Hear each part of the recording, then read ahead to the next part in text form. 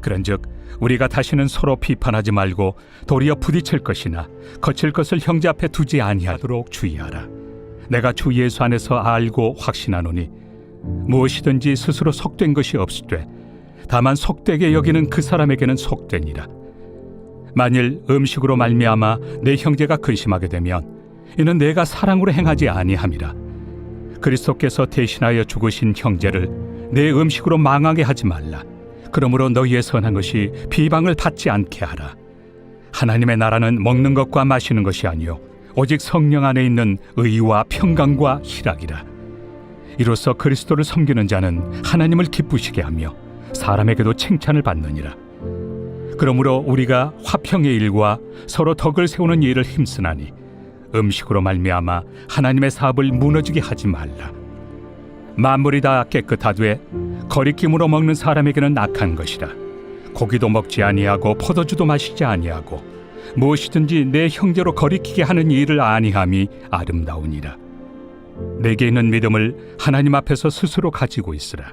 자기가 옳다 하는 바로 자기를 정죄하지 아니하는 자는 복이 있도다. 의심하고 먹는 자는 정죄되었나니 이는 믿음을 따라 하지 아니하였기 때문이라. 믿음을 따라 하지 아니하는 것은 다 죄니라. 오늘 말씀은 형제 자매를 위해 절제하는 삶이라는 제목으로 말씀을 전하겠습니다. 어제까지의 말씀은 유대인들 그리스도인들에게 신앙에 대한 이렇게 여러 가지 문제가 있어서 음식에 대한 문제로 또는 나라의 문제로 인해서 남을 정죄하거나 또 불편했던 그런 시각이었다면 오늘 본문의 말씀은 이제 이방인 그리스도인들을 향해서 이야기를 합니다.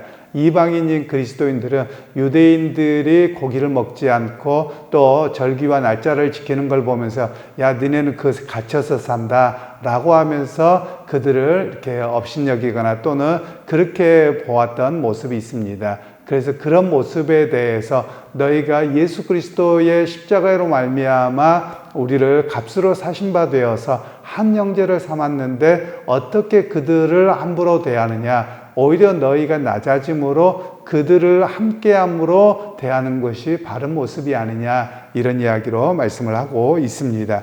그러면서 그들 가운데 서로 비판하는 모습이 있었습니다. 유대인들은 유대인들에게, 로마와 또 헬라 사람들에게 저 사람들은 규율도 없고 구약도 몰라서 저렇게 어리석게 산다, 이런 비난이 있었던 반면에 또 비유대인 그리스도인들은 예수 그리스도 안에서 자유하게 되었는데 너네는 여전히 그것에 묶여서 사느냐라고 하면서 서로 비판과 갈등이 있었습니다. 그것에 대해서 오늘 주님께서는 사도 바울을 통해서 우리에게 말씀하시기를 비판하지 말라. 왜 서로가 한 형제라며 서로가 맞춰가고 배려해야 되는데 서로 비난하고 비판하기만 하느냐라는 이야기를 말씀하고 있습니다. 사실 우리도 마찬가지입니다. 신앙의 색깔들은 조금씩 차이가 날 수도 있습니다. 어제도 말씀을 드린 것처럼 예배에 대해서도 열린 예배냐 전통 예배냐 이게 다를 수도 있는 것이고요. 또 어떤 그 예배 양식뿐만 아니라 먹는 음식에 대해서도 조금씩 다를 수 있습니다. 우리 한국교회 같은 경우는 이방인 교회여서 뭐 돼지고기를 금한다 또는 비늘 없는 것을 금한다 뭐 이런 거는 없습니다. 그래서 그런 음식에 대해서는 종교적인 요소로 인해서 갈등하는 것은 없습니다만 그 외에 여러 가지로 갈등이 있습니다. 또 지역으로 인한 갈등, 또 이렇게 뭐라고 할까요? 정치에 대한 갈등, 이런 것들이 있거든요. 우리가 다름으로 인정해주면 되는데 나와 다르다고 해서 비난하고 또 그것을 문제를 삼는다라고 하는 것은 올바른 그리스도인의 문제가 아니다라고 말할 수 있습니다. 여러분, 정치 문제가 중요합니까? 그리 중요하지 않습니다. 물론 중요하다고 할 수 있겠지만 정치 문제가 우리가 그리스도 안에서 하나 된 것보다 중요하냐? 결코 중요하지 않습니다. 또 예를 들면 민족이 중요하냐? 중요하지만 그러나 그리스도 안에서보다 중요하지 않습니다. 예를 들면 우리가 공산주의냐 민주주의냐 뭐 자본주의냐 민주주의냐 사회주의냐가 맞겠네요. 민주주의냐 사회주의냐 자본주의냐 공산주의냐 뭐 나라마다 체제가 다를 수 있습니다. 그런데 여러분, 그것이 그리스도의 형제됨보다 중요하냐? 중요하지 않다라는 겁니다. 그런데 우리 한국교회를 보면 마치 민주주의와 글쎄요, 북한을 사회주의라고 보기에도 그렇고 또 뭐 공산주의라고 보기도 그렇습니다. 어찌 보면 거기는 독재 공산주의지요, 공산당주의죠, 독재주의죠. 김일성 우상주의지 사회주의와는 상당히 거리가 멀기는 합니다. 어찌됐든 우리는 조금만 그러면 끄떡하면 빨갱이네 또는 뭐네 뭐 수구네 이러고 싸우거든요. 여러분 이게 중요합니까? 별로 중요하지 않습니다. 그리스도인들에게는 그 사람들이 뭐 사회주의자든 또는 민주주의자든 또는 공산주의자든 자본주의자든 별로 중요하지 않습니다. 오히려 우리가 바라봐야 되는 것은 그리스도인으로서 어떻게 형제자매로 용납하고 살아갈 것인가, 이것이 더 중요하다라는 말씀입니다. 그런데 우리 한국교회에는 신앙보다도 뭐가 먼저 작동합니까? 지역이 더 중요합니다. 정당이 더 중요합니다. 그리고 조금만 이상하면 뭐 이렇게 빨갱이라고 이야기를 하고 아니면 또는 수구라고 이야기하고 그 갈등이 더 심합니다. 여러분, 그 교회들이 그렇다라는 말씀입니다. 세상 사람 그런다고 하십시다. 그러나 교회를 다니고 있고 교회 공동체가 그러하면 오늘 본문의 말씀을 보면 주님의 말씀에서 한참 빗나갔다라는 말씀입니다. 서로 다름은 인정할 수 있지만 비판하고 비난하고 갈등하는 것은 그리스도 안에서 형제됨 자매됨을 제대로 실천하지 못하고 있는 우리의 죄악의 모습이다라고 성경은 말씀하고 계시는 겁니다. 그러기에 여러분, 오늘 우리가 서로 세상에 살아가면서 다름이 있습니다. 뭐 역사에 대한 인식이 조금 다를 수도 있고 또 부족할 수도 있습니다. 많이 배우지 못해서 또는 책을 많이 읽지 못해서 좀 모를 수도 있습니다. 그런데 우리는 한번 어떤 생각이 들어오면 그것이 신앙보다 먼저 작동합니다. 제가 예전에 그런 이야기를 종종 했습니다만 뭐 오늘 또 반복한다면 그렇습니다. 여러분, 예수를 믿는 것이 더 중요한데요. 우리 한국의 경우를 보면 예수보다 더 깊이 믿는 분들이 있더라고요. 예를 들면 뭐 전라도, 경상도 그게 더 먼저예요. 또 박정희 이게 먼저 작동합니다. 여러분, 그 중요하지 않습니다. 여러분, 우리가 그리스도인이냐 우리가 예수 안에서 하나의 가족이냐가 더 중요한 겁니다. 그래서 제가 좀 우스갯소리처럼 말하는데 전라도교, 경상도교, 박정희교 이게 더 크게 작용하는 거예요. 제발 그걸 벗어나야 됩니다. 왜냐하면 예수 그리스도 안에서는 그 사람이 지역이든 민족이든 인종이든 또는 이념이든 여러분 그것을 다 뛰어넘어서 한 형제로 하나로 삼으셨거든요. 바로 오늘 성경에서는 그 이야기를 통해서 우리 모두는 그리스도를 믿는다며 자기의 이념과 지역과 여러 가지를 내려놓고 그리스도 안에서 어떻게 살아가야 되느냐 이런 모습으로 서야 됨을 성경은 말씀하고 계시는 겁니다. 그리고서 이제 15절 말씀에는 이렇게 이야기를 하고 있는데요. 만일 음식으로 말미암아 내 형제가 근심하게 되면 이는 내가 사랑으로 행하지 아니함이라. 그리스도께서 대신하여 죽으신 형제를 내 음식으로 망하게 하지 말라. 1차적으로 이방인들 그리스도인들에 대한 이야기입니다. 이방인 그리스도인들은 아무거나 먹어도 된다 이러니까 자유하는 겁니다. 그런데 유대인들이 이것 때문에 시험이 들었습니다. 그러니까 오히려 이렇게 하면서 너희는 그렇게 즐기는 것이 옳은 일이냐? 오히려 그렇지 아니하다라는 겁니다. 그래서 오늘 이 말씀은 우리에게 적용하면 이렇게 됩니다. 음식의 문제만이 아니라 우리가 이념이나 또는 경제적인 분화, 누구나 이런 것으로 인해서 형제를 시험 들게 한다, 형제를 망하게 한다, 하나님이 기뻐하시지 않은 일입니다. 하나님의 말씀을 따르지 않음입니다. 그러기에 오늘 우리는 내가 가지고 있는 어떤 사회적인 여러 가지 또는 개념 이런 것들로 다른 사람을 시험에 들게 하지 말라는 겁니다. 제가 자주 말씀을 드렸던 것처럼 다른 것과 틀린 것은 완전히 다른 개념입니다. 그런데 우리는 자꾸만 틀렸다고 표현을 합니다. 예를 들면 숟가락을 뭐 오른손으로 먹든 왼손으로 먹든지 다른 겁니다. 틀린 게 아닙니다. 또 어떤 사람은 상추를 싸 먹을 때 상추보다도 깻잎이라고 하십시다. 깻잎을 이렇게 싸 먹든 저렇게 싸 먹든 다른 것이지 틀린 게 아닙니다. 그런데 우리는 자꾸만 틀렸다고 이야기를 합니다. 그러면서 갈등을 하고 있거든요. 예를 들면 정치에 대해서도 마찬가지입니다. 정치에 대해서도 이쪽이든 저쪽이든 다름이죠. 물론 틀림도 있습니다. 틀림이라고 하는 것은 지난번에 있었던 비상계엄이나 뭐나 이런 것들은 틀린 겁니다. 헌법에 따라서 그것은 틀린 겁니다 라고 이야기해야 되는데, 사실 우리는 틀린 게 아니라 그것도 괜찮은 것처럼 자꾸 이야기를 하려고 합니다. 그래서 틀린 거는 틀렸다고 말하는 것이고, 그러나 나머지에 대해서는 다름을 이야기해야 됩니다. 예를 들면 빨간당이든 파란당이든 그걸 지지하는 건 다른 겁니다. 틀린 게 아닙니다. 그렇다면 우리가 그 다름을 인정해야 되거든요. 그리고 한결같이 이야기해야 될 것은 우리가 하나님의 말씀과 또 우리가 살아가는 사회적인 규율이라고 하는 헌법과 법률이 있습니다. 그럼 그것에 대해서는 틀린 거가 있으면 범죄자가 되는 것이고, 그리고 벌금을 내는 것이죠. 그러나 그것이 아니라면 서로 다름을 인정할 수 있는 모습이 우리의 모습이어야 함을 성경은 말씀하고 있습니다. 그러면서 이제 16절 17절 말씀에 이렇게 합니다. 그러므로 너희의 선한 것이 비방을 받지 않게 하라. 하나님의 나라는 먹는 것과 마시는 것이 아니요 오직 성령 안에 있는 의와 평강과 희락이라.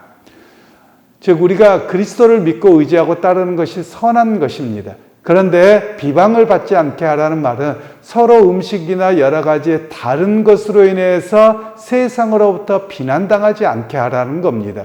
그런데 오늘날 우리 한국 교회를 보면 여러분 세상으로부터 비난을 당하고 있습니다.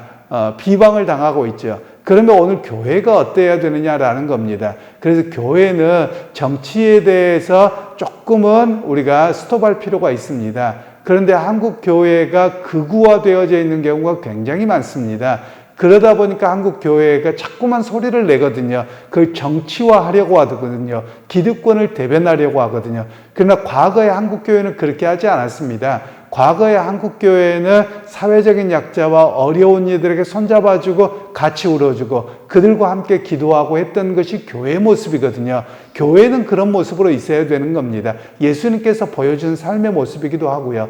그런데 오늘 우리는 그렇게 하지 않음으로 인해서 기득권의 편에 서서 온갖 것을 누리면서 또 그것을 정치화하고 이념화함으로 인해서 세상으로부터 비방을 받습니다. 그런데 오늘 주님께서는 우리에게 분명히 말씀하시잖아요. 너희의 선한 것, 즉 그리스도를 믿고 의지하고 섬기는 그 선한 것이 오히려 세상으로부터 우리가 잘못 행동함으로 비방을 받지 않게 해라. 이렇게 말씀하고 계시는 겁니다. 여러분 그런 측면에서 우리 개인의 차원 또는 한국 교회적 차원에서 전부 다 하시는 이야기입니다. 그래서 우리가 예수를 믿음으로 인해서 다른 사람들에게 비난받지 않게 해야 될 뿐만 아니라 교회 공동체도 비난받지 않도록 해야 된다. 이런 이야기를 말씀하고 있습니다.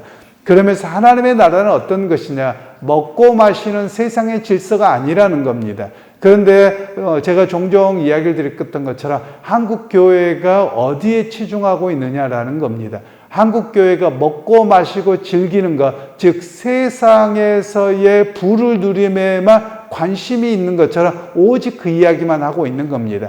그런데 오늘 주님께서는 바울 사도를 통해서 하나님의 나라는 먹고 마시는 것, 즉 세상의 질서와 부와 명예와 이런 것들을 쌓는 것이 아니다. 오히려 성령 안에서 희락과 그리고 평강과 의를 세우는 것이다 라고 이야기를 합니다. 그러면 교회는 무슨 이야기를 해야 되느냐?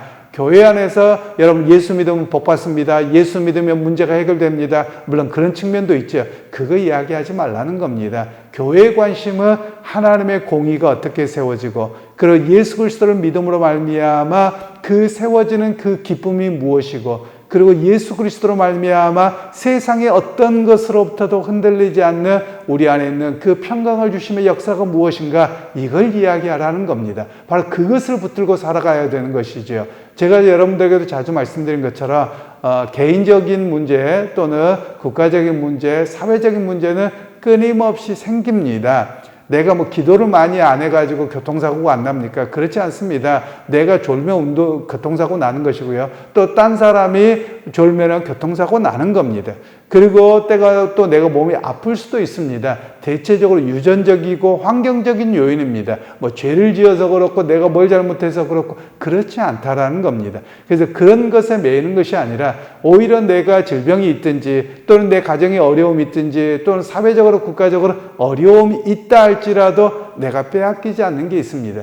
그게 뭐냐? 나는 예수 그리스도의 사람이요 하늘에 소망을 둔 사람이기에 이런 삶이 주어지면 묵묵히 그 길을 가고 감당하고 인내하는 것입니다. 그럼에도 불구하고 내가 주님을 향한 사랑과 은혜는 잃어버리지 않습니다. 이게 진정한 평강이거든요. 바로 이렇게 살아야 된다라는 것을 우리에게 말씀하고 계시는 겁니다.